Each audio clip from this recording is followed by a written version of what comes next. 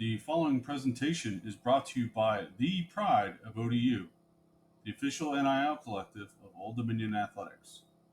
Be a Monarchist. Join the Pride.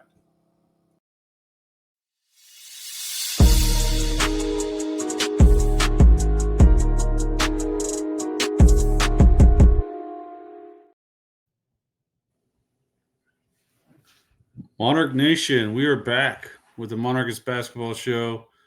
As always, I'm joined by my co-host Aaron, and we are blessed to be with Coach Mike Jones. How are you doing today, Coach? Doing great. Great to see you guys. Excited for a lot of these this year. So are we. All right. So last we talked was before really you got going with camp. So we talked about the roster and the schedule and all that.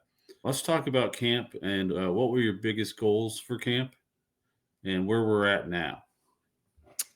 So just continuing to build, the Costa Rica trip gave us some insight and, a head start or jump start into how we're going to play, the speed we're going to play with, some of the defensive things we're going to do. So that was really good for us. And when we got back, we gave the guys a few days to be able to kind of get their bearings and be normal, 18 to 23-year-old kids. And then we got back into it about a week after school started. So we've been really just grinding on little details, really continuing to kind of get our continuity together. It's been really good. Big difference from last year because we have plenty of guys that know exactly what we're doing, how we're doing it, when to do this, when not to do that. And so all the new guys could follow their lead. That was just a breath of fresh air for me this year. And just getting on the same page with the guys. It's been really good. Hitting the road always gives a great opportunity to get to know people and learn things about folks because you're just in a different environment. You get rid of a lot of the noise that you have at home. Mm-hmm. Are there one or two things that you learned about the team or about any of the players in particular while you guys were in Costa Rica that you just didn't know before? We got a lot of personality. I think everybody can see that if you spend any time just not even with us necessarily, but just in the same space. If you come to a practice, you'll see just the guys just hopping around. And to be honest with you, I think one of the very underrated advantages of the Costa Rica trip and the time we've been able to spend together is someone's quirkiness isn't annoying anymore. Like it's just that's who he is and that's what we're going to do. My quirkiness doesn't annoy them anymore. It's like that's coach or vice versa. Like just us truly, like I think one of the things that's great about us and our community and our family is we let you be you and we embrace who you are. And I think our guys have full confidence in that. And it makes everything else so much easier because there is no, like, I don't have to pretend. I don't have to be someone. I don't have to act like I'm someone that I'm not. And I think these guys really embrace that. So we got a chance to watch this team this week. Fans did that went to the exhibition game. One of the players that surprised me the most was Scottie Hubbard. He looks like a different player this year. He got in great shape, obviously, I think. Talk to us about his growth from last year to this year. Hard work. When we got Scottie to commit to coming to ODU, I think we knew potentially the player the potential that he possessed. I'd been watching him for quite a few years and watched him grow up. He'll admit that when he showed up to campus summer after his senior year, he was out of shape. Only he can tell you why, but he was out of shape. He was not in great shape. And it took him a while to get over the shock of what college basketball was. But he kept working. He didn't quit. He was there every day. He just worked. And the biggest thing that you see now is a young man that has been in shape, stayed in shape, and he's reaping the benefits of that. Scottie's always been able to shoot the ball. Scottie's not soft. Scottie is as physical as you can be as a guard. He has versatility. And then the one thing that I don't think most people realize is how smart Scottie is. He sees things before they happen. He's able to communicate with his teammates to help them. He's somebody who has earned a huge spot in our rotation. He will play a lot of minutes for us this year, and he will impact us winning on both ends of the floor. And I'm proud. Like, I mean, he's everything he gets this year, he will have earned, and it's going to be one heck of a season for him. Another guy that played quite a few minutes the other night that I wasn't necessarily expecting to play as much, Zach Wiggins, true freshman, but Zach looked like he belonged out there. Now, Yeah. I don't know if it was because we had a couple guys not starting that might normally, and it gave him an opportunity, but boy, did he seize that. I was impressed what I saw. Again, we recruited Zacch to play right away. Um, so his role and the amount of minutes he played, that is not a surprise to him or us. The thing that is going to be huge for us is Zacch provides so much versatility as a guard. He can shoot, he can drive, he can defend, he can rebound. Zacch goes through every now and then the normal freshman speed bumps. But again, you're talking about a young man who's really smart, and he's able to overcome them pretty quickly. You want everybody on your team, like, you only make mistakes one time. Well, Zacch will say Zacch will make the same mistake twice, but then that's it. He won't make it again. And just, I mean, you saw it. Like, I mean, he's athletic, again, incredibly smart. He's a sharer. He doesn't hog the ball. He doesn't hunt shots for himself. He hunts plays. He wants to make the right play. Very happy to have him. He's, again, those two young men, Scottie and Zacch, both. You know, the depth that we have, we talk in our locker room all the time about depth being our superpower. That is going to be our team superpower, and those two guys greatly contribute to that. So after I left Chartway Arena on Sunday, I ended up watching the Duke Tennessee exhibition game in Knoxville. And they interviewed Rick Barnes during the game. And they asked him, what does he get the most out of these exhibition games? And he said, trust. And Jimmy Dykes asked him to explain that. And he goes, what I learned from watching these games is who I can trust to run the offense, who I can trust to play hard-nosed defense, to be in the right spots, to be a good teammate. Would you say one game is enough for you to judge that? Or is that something that with the portal era, it might take a little bit longer than that? I think what it does is it supports or contradicts what you've already started to see for our team. And I don't know what Coach Barnes does, legendary coach, great coach. I don't know what he does with Tennessee. If you talk to any of our guys, they'll tell you we go through situations every single day. This is the score. This is how much time left. These are the fouls. These are the timeouts. This is the direction the possession arrow is going in. Like, all of those details. And for our guys to process that information. And then, hey, we're running this play and I'm drawing it up, and it's the first time we run it. And to me, that is where you earn my trust. And every one of these guys will tell you the one thing, I don't care how good you are. If I don't trust you, you can't play. Because if I can't trust you, I'm putting you out there with four other guys. They have to know you're going to be where you're supposed to be and you're going to do what you're supposed to do. Or it doesn't matter how great of a play it is, it's not going to work. Even if all five guys are on the same page and they're wrong, it actually has a chance to work because they're all on the same page. Yeah. So for me, the practices we've had initiate that level of trust. And then when we get in the game, where the lights are on, there's people out there, there's real refereeing, there's all of those other attributes or characteristics of a pressure situation.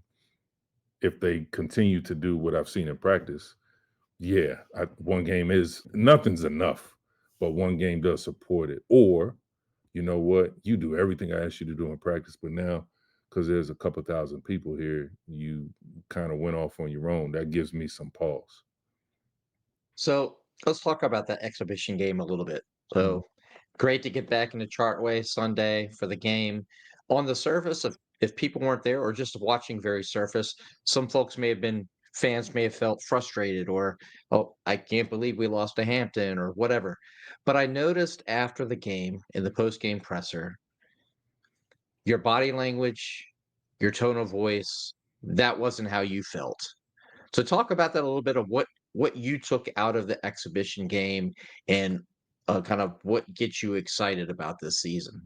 Well, first and foremost, you nailed it. I was excited after the exhibition. I'm as competitive as it gets. I don't want to lose anything. Don't want to lose anything. Sunday was good for us. Really good for us. Like really good for us. I am not going to sit here and be like, "Oh, Rob didn't play. Drew McKenna didn't play. Like we couldn't do this." Like depth is our superpower. If we're going to be the deep team, and there are going to be things that happen during the season that we're going to have to play different lineups, and younger guys are going to have to play, and guys are going to need to step up. So having the opportunity to do that was really good. Offensively, we were like clicking. If you take away, so we dribbled off our foot, I don't know how many times. We bobbled passes. We still only had 11 turnovers. Like we still only had 11 turnovers. Like that is a positive sign to me. We have 5 metrics that we're looking at, and we're going to add a 6th. But 5 of the metrics that we had, like we were really close to either we did get the metric or we were really close to getting the metric. These are things that translate to winning. Like it's proven. Like if you go back and look at those 5 things in our games last year, if we got 3 of the 5, 4 of the 5, or 5 of the 5, we won. If we got 0 of the 5, 1 of the 5, or 2 of the 5, we lost. And like it is truly something that after that game, I felt like, you know what? We'll learn from this. There's things that we did that we would never do in a game. There are things that we tried that we'd never try in a game. There's things that we would definitely do in a game against a team like Hampton that, you know what, we're not going to do that just in case there's some film that gets to Miami of Ohio or Randolph or Norfolk State or whatever. And every coach in America, I like to think they all do that. You don't want to shoot every bullet in your gun in an exhibition game like this. That content is too valuable, and we didn't lay an egg. Like we did. We scored 79 points. We scored 79 points where we had 74 possessions in a game. So that means we played the pace we want to play. We had 74 possessions. Out of those 74 possessions, so if you double that, and that's 148 possessions in a game, 40 of them are very simply correctable mistakes made. So 40, so that's what, almost 30% of the game.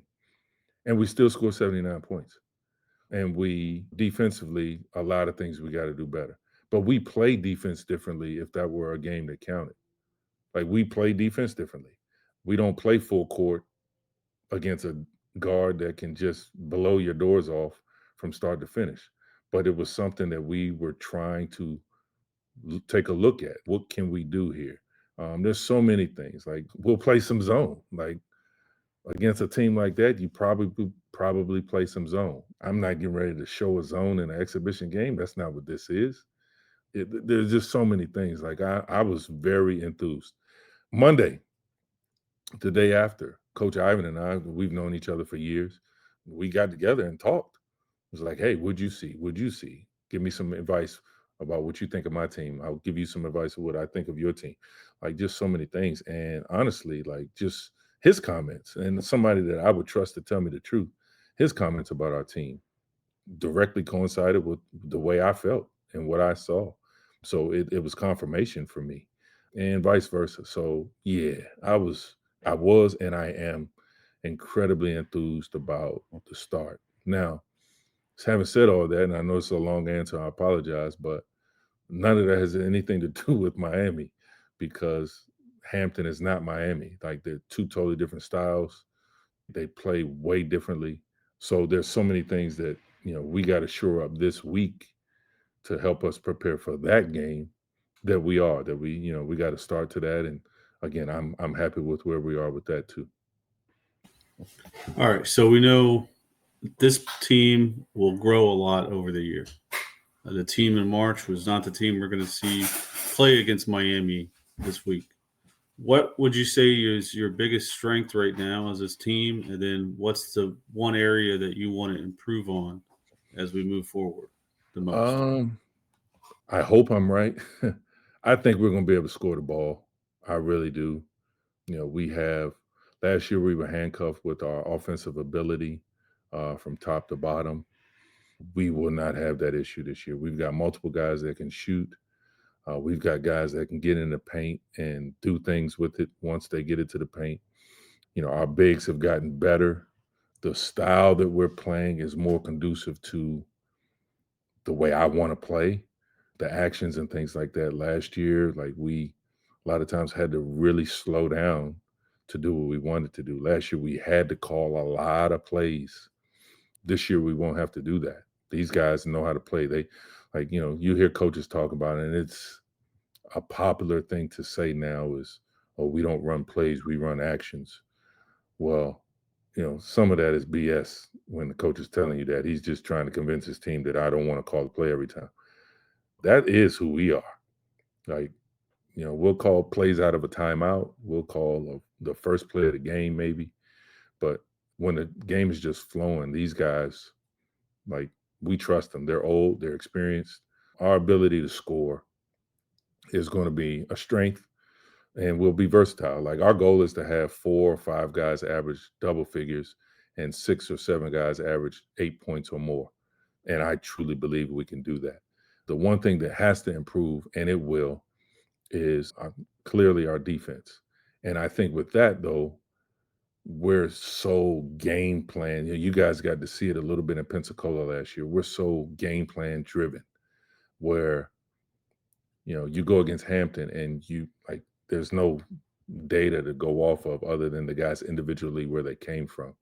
So I firmly believe, especially with the versatility we have defensively, we can play zone, we can press, we can switch up our ball screen coverages, we can play a little bit less aggressive man-to-man just to keep things in front of us. We can be really aggressive in our man-to-man and deny. We have the ability to push different buttons there. And that will take time to truly, in game situations, really grasp. Again, sorry for the long answers, guys. I'm excited to be talking to y'all. So, sorry. This is your show. We're asking you. You're the guy that people want to hear talk. So long answers are good answers. All right. So after the game the other night, Harry Minium asked you a question. Fans are asking about Rob and Drew not playing. And I'm not going to ask you that because you answered. If people want to know what your answer was, they can go back and they can watch that on the YouTube channel. Yeah. But going to Miami, Ohio, obviously you guys are looking at them. For the fans who are going to be watching this game at home, what should they expect with Miami, Ohio? So one of the reasons why I am excited about our team is we got selected to play Miami of Ohio. And Miami of Ohio is ridiculously good. And I have not seen one publication that has picked them to finish any lower than second in their league. Many picked them to win their league. The premise of the whole Sunbelt MAC Challenge is you match like teams.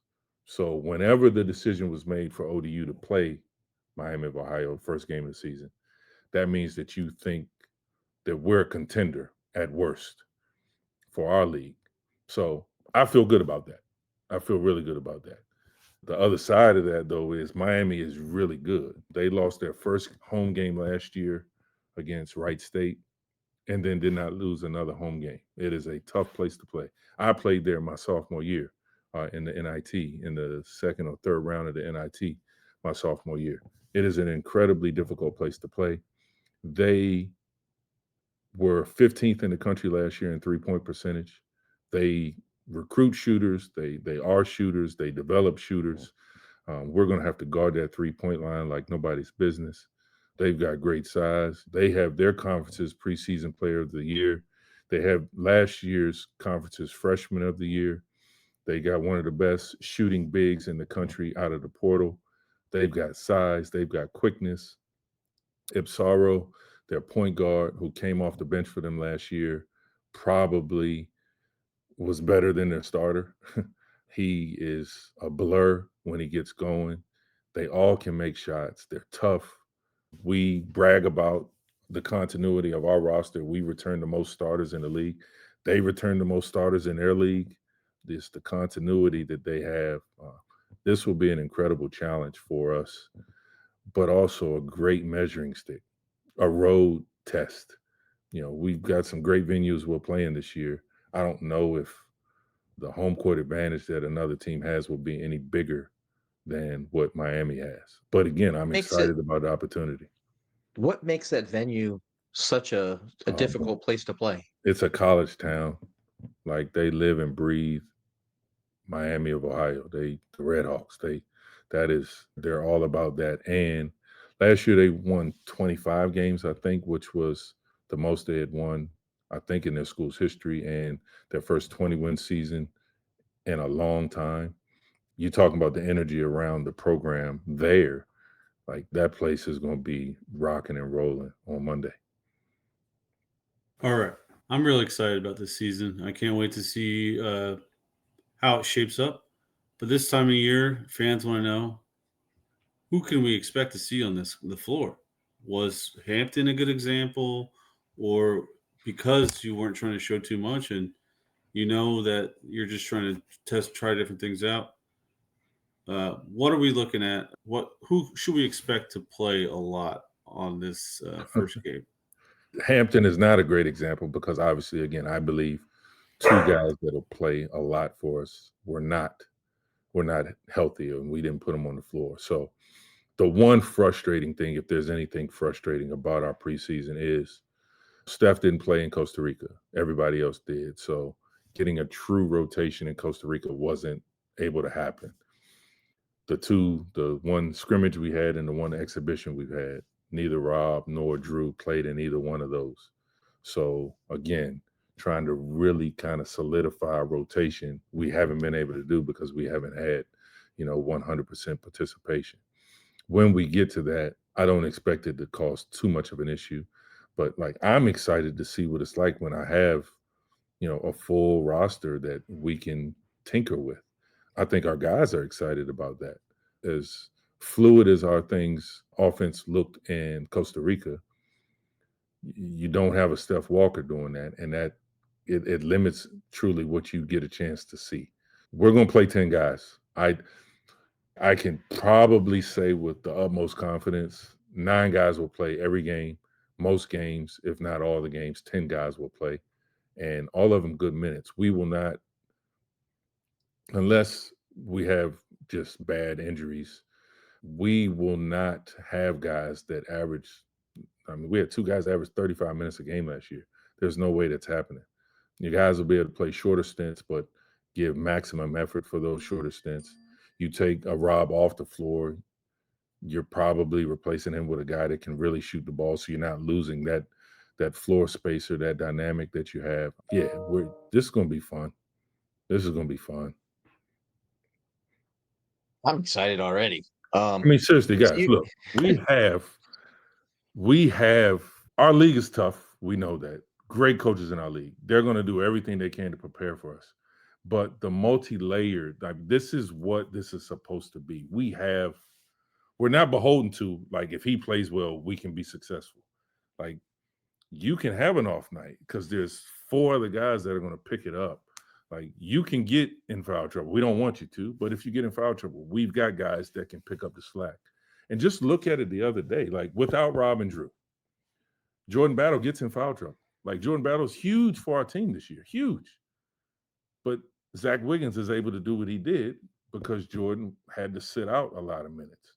Steph got in foul trouble and had to come out. Like, Jared Turner steps up and he's able to play. And Jared Turner was our leading scorer in our scrimmage that we had, and he went 6 for 8 from 3 in that scrimmage. Like, he didn't shoot the ball as much or as well in the exhibition the other day, but he did so many other things. Like, he was so impactful defensively with his effort and energy.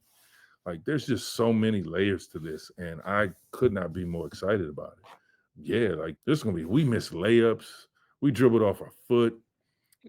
Our transition defense was horrible. And it was still a 1-possession game without 2 of our best players, with another of your best players being in foul trouble, with a young guy, a freshman, playing his first college. I mean, just there's so many, like, I need everybody to understand why I'm excited. Yeah. I've seen this before. I've seen this movie play out. I know how it goes. Like, we're in a good spot. we're in a great spot. So the other night, the game's going through its flow, and at some point you transition to a smaller lineup, and you play that smaller lineup for a while. Yep. We briefly talked about it in the post game. And that was on purpose. That Yes, was on exactly. who knows what this season is going to call for so much of. That was a wonderful opportunity for me to see what we can look like if we have to play that way. Size-wise, we can match up with pretty much everybody on our schedule. We don't want to do that just to do it. Like if we can make you, again, we talked about giving coaches heartburn last year. Well, you know what? I think our smaller lineup will give coaches heartburn, especially with someone like Jared Turner playing the 5.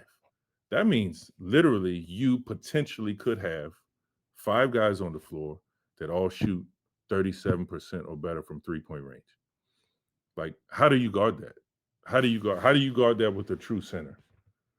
Like, how do you guard that? And then you want to switch everything, and now you're going to have your 6-foot point guard Jared Turner, who's 6'8", with a 7 whatever wingspan. Like, there's just so many layers to what we can do.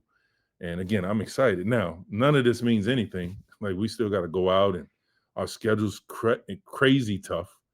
We're going to, get smacked across the face a few times, but we're good to go. Like, this, we're built for having a really good year. I can see the pieces. I'm excited to see how the puzzle all fits together. Gotta say, I was happy to see how well Scottie and Jared rebounded on the offensive end. Those extra possessions are crucial in the game of basketball. But like I said, I can't wait to see how this puzzle fits together because you see the vision. But yeah, one thing about that, like, so as we were top 10 in the country last year, offensive rebounding, like top 10. I'm going to tell you right now, we're not going to be top 10 offensive rebounding this year. And there's one huge reason why. You're going to make more shots. They want to have the opportunity. Yes. And it's not like we're not worse. We're not going to be worse at it. It's just we're going to make way more shots, so there won't be as many opportunities. Like like this is going to be a lot of fun. This is going to be a lot of fun. These guys are working really hard. We're pushing them, but yeah, this is going to be a lot of fun. Casey Shaw had a horrible first half the other day. Horrible. And we got to see the Casey Shaw that we all expect to see in the second half. Just stuff like that. The exhibition provided us an opportunity to get that out of our system. For Jordan to not play great, and you know what? It wasn't the end of the world. It didn't cost us anything. For KC to, like, you know what? Let me kind of get my feet under me a little bit, and it didn't cost us anything. That was so good to see. LJ running our team the way he did, and he'll tell you, like, I'm as hard on point guards as I am on anybody. Like, LJ could have affected us in so many more ways, but everybody got to see a little bit of what he's going to bring to our team. Like, yeah, this is going to be good. I haven't even talked about Cal. There's just so many pieces here that have us really, really, really excited. I mean, you even said it earlier. Jordan was in foul trouble, but how many games is he going to just score 2 points? I don't think there'll be another one. Right. Like, he wouldn't shoot the ball. Like, it was. Yeah. We're good, man. We're good. Jordan made a shot today. We all celebrated it because he shot the ball, and it's just like, where was this on Sunday? Like, hey. And I will add this. We were at a practice a little while ago, and I got to see a play by Drew McKenna, and the fans haven't got to really see him yet. But it's maybe one of my favorite plays I've seen in a while related to OU basketball. He hits Cal streaking down the court with a beautiful pass. Remind me of something Kevin Love would do. Just like the perfect pass, entry pass, like 3/4 court. Mm-hmm. Cal catches it beautifully, dunks it. That sort of play we haven't been able to pull off in a long time. Yeah, Drew is a great passer. Like, it's one of the things that's most underrated about his game. He's a terrific passer. Yeah, I'm excited for fans to be able to see that because they haven't seen it yet. Yeah, we didn't see anything yet, really. It's just and Yeah. that's why we're all excited. Yeah. Like again, That's- we play our schedule is ridiculous, but no matter what, it is going to prepare us to face whatever comes our way when we get to Sunbelt play. We don't want to be the 10th seed. We don't want to have to play 6 games. We don't have to win 6 games to make it to the NCAAs. We want to position ourselves to have a little bit of rest after that last game Friday, February 27th in Atlanta at Georgia State. Give us a few days as we prepare, and then we go down to Pensacola, and hopefully we're talking about 2, 3, 4 games to get out of there, and that is very doable. Again, especially with a deep team that we will have. Yeah, like we're excited, man. We're excited. We're gonna have our bumps. We acknowledge it. We know it. You know, when you go play at Villanova, at Xavier, at Maryland, at Richmond, at George Washington, at George Mason, when you have to go play those games, and then you still got to go to William and Mary, you still got to go to Drexel. You know, when you have that type of road schedule, you can't help but be prepared for what the Sun Belt's going to bring. The cool thing about this road schedule, though, is it's really accessible to fans. Yep. It's Intentional. That was yes, intentional. brilliant, and you executed on that well because I'm looking down and I'm going easy drive, like William and Mary, easy drive. Richmond, a little bit further, but it's a Saturday. Perfect. December 13th at George Mason. Oh, Mike and I are going to put a bus trip together to get fans to go up for that one. Mhm. I mean, you got Maryland. Like, there's all these opportunities to be able to go on the road, which Mhm. is fun for fans too. Like you're talking about how good it is for the team to get to know the team. It's good for the fans too. So there's tons of opportunities this year. That excites me. Yeah. Yeah. I mean, technically, if you really look at it, the only plane ride trip outside of conference play that we have is Miami and Xavier.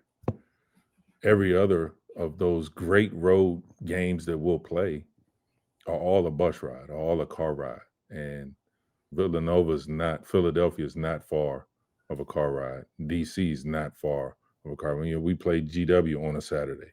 We play Villanova and Drexel on a Sunday and a Tuesday before Thanksgiving when a lot of people are already off. You play at Maryland on in between Christmas and New Year's when a lot of people are already off.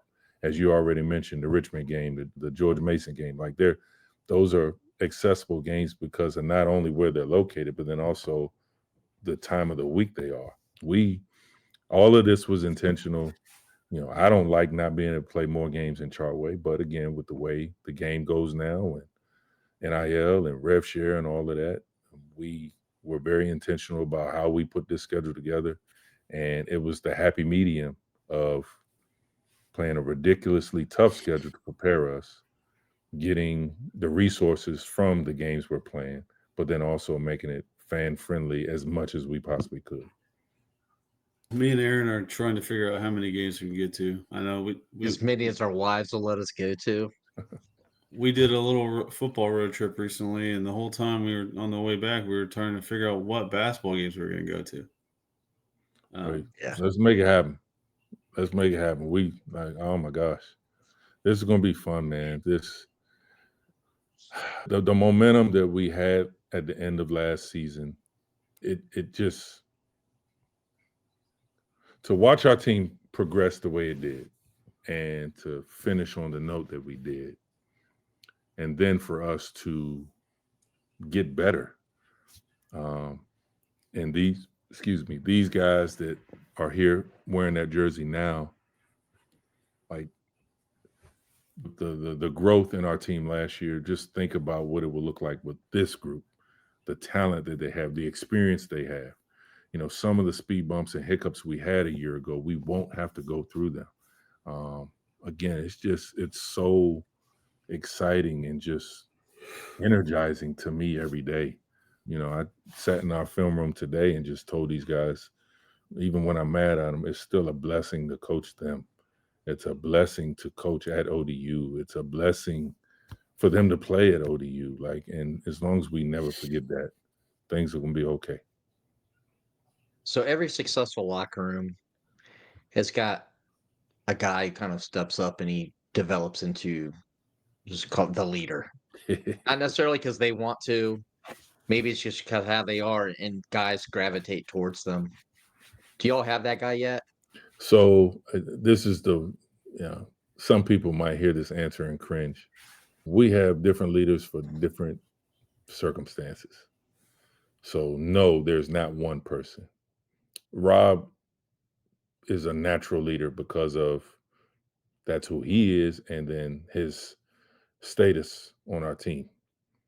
Jordan is a natural leader because that's who he is as a person. He is a 757 native. He's got that bubbly personality. LJ Thomas is quiet, but he's our point guard.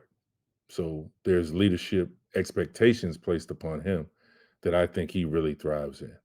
Steph Walker is the old dude on our team. Like, he's the guy that's been through everything in his life. He's mature. He has leadership that comes out when we need to see that. Cal is just a great person who wants to, like, yo, fellas, we got to do this. Like, he's a leader in what he brings. Jared Turner's energy is so contagious. Like, when Jared is hype, we're hype, and there's nothing you can do about it. There's just so many guys on our team. And then there's the guys that are quiet about it. That, Casey Shaw. Casey Shaw is as experienced as it gets, played a lot of great basketball in his life. And KC's one of those guys, kind of like Sean was for us last year. He doesn't say much in terms of speaking to an entire group. But when he does, everybody stops and listens, because it's not like you just got that one voice all the time that's in your ear. It's like the little gnat that you want to shoo away. Well, in case he talks, it's not that. It's impactful because most people know that he doesn't normally do that. And I could keep going. Like, these guys, man, they're again, I'm excited. I Yeah. think you guys can tell. Yeah, it's spot on. I think what Monarch Nation gets a chance to see these guys, they'll see exactly what you're talking about. I mean, at this Seven Cities Pro Am, Jordan's going into the stands, dapping people up. Jared Turner's slapping the floor, playing defense in, we'll just say, meaningless games, but like locked in, like it means something. It's that game was just as important as a conference game, yeah, to him. So it's and anybody that got to go, we didn't even talk about the Meet the Monarchs night, which was a great event. You got to see their personalities. They got to get up there Big with time. Ted is just a maestro, just holding any interview or anything like that. He knows what to ask. He was able to give them the open-ended questions that allowed them to be themselves. And our fans got to see that. Again, Yeah. just come on, man. This is a beautiful place. Our basketball fan community is unbelievable. The support we get. And you know what? Even the people that don't agree with every decision that's made or everything that we do, we still have their support, though. Like, they're still rooting for us. They still want to see us win. Yeah, there's so many out there that, like, yeah, man, come on, Coach Jones. Your home schedule's got to be better. And I'm telling you, it will be. This just wasn't the year that was going to happen. It's not like they're just like, you know what, we're not supporting you, though. And that's the part that I love about this. That this is unlike any other place I've been. Another super cool thing about that event is how accessible it was for fans. I mean, the old event was cool at the yacht club down the road, but it wasn't accessible to a lot of fans. It cost too much. It's a little stuffy. This event, you really get to know people.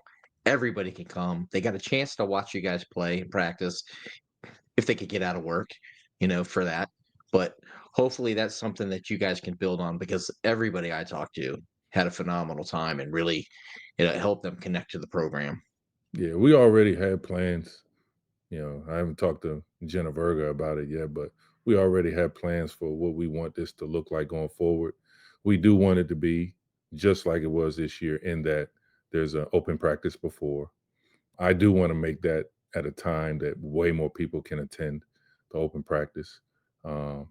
I do want it to be in a much bigger space that can accommodate more people, because I do think, again, as we build this thing the way, like, I dream about it, man. Like, as we build this thing the way this thing is going to be built, there are going to be plenty of more people that want to attend that. And I don't want anybody to feel like they're not welcome. I don't want to feel like anybody feels like there's not a place for them to sit. You know, I love this community so much. I want all of y'all to feel like you have a part in everything we do, and especially the winning. Yeah, like next year, that event is going to get bigger and bigger and better and better. And I appreciate ODAF's support. Ashley Valines behind the scenes this year did so much. You know, just so many people. You know, a lot of people know Jenna, a lot of people know KD. Now, a lot of people know John Valines, but there's so many other people behind the scenes that don't get the recognition that make things like that go off very well. And I'm happy to hear you don't want to have it on a weekday at like 4 o'clock again, because Yeah, I'm one of those many that had to work. Yeah. And couldn't So make it. if Jenna Verga sees this, she might cringe a little bit, but we'll talk. We'll negotiate something. But yeah, I want it to be at a time where way more people can attend. Last year we did our open practice before we played Virginia Tech in football on a Saturday. That was, I thought, smartly done. There's no way to really combine an open practice like that and a Meet the Monarchs on a football game day, but we're throwing around some ideas, so we're working on that. I'm probably not gonna think about that much until we get to April, but it's definitely something we've already discussed amongst ourselves. There's an event that's been going on for years that I imagine some fans are going to be asking about. Is there the basketball breakfast? Will that be held this year? After the first of the year, we've discussed the possibility of doing that. We have not firmly said anything yet, because we don't know. I'm hoping that there's just so much excitement about what's going on with us that, I mean, it's just almost demanded that we do that. I'm I would demanding love, now. I would love to be honest with you. I would love to, because it is another opportunity to connect. I if you can't tell me, I'd do pretty much anything for our fan base. But the one thing that I know this fan base wants us to do is win. So that's got the priority in terms of our focus. But stuff like that breakfast, I would love to do that. To be determined, but I would not be surprised if we have one in the beginning of January, in the beginning of February, and then hopefully we're playing it well into March. So we come back from Pensacola and we have one before we go somewhere else to play, if you know what I mean. Oh, we know what you mean. I'm ready for another selection Sunday party at Chartway. You guys deserve it. You guys deserve it.